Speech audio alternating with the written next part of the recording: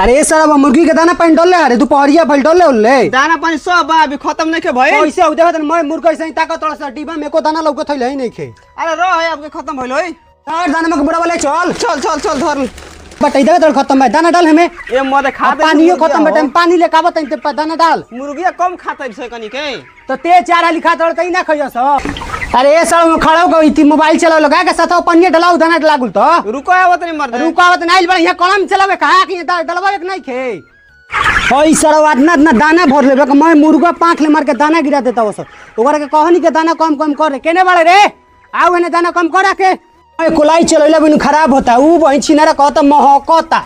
ऊ घरवा बताई थी में रहता पैसा ऊ बहिन छिनारा हम दे के टाइम पे खराब करतन साफ जरिया मुर्गा पर ध्यान नहीं खेते तनिको मुर्गा पर ध्यान नहीं पाना से पर्दा ना चगाइबो बहिन छिनारा के भरोसा छोड़म तो मैं लुक में मुर्गा खत्म कर दी ऊ खाली पी सूझे तब की बेर महीना महीना दे में करब कि हम छक ना छोड़ दिन तब जौन ना कहे के तब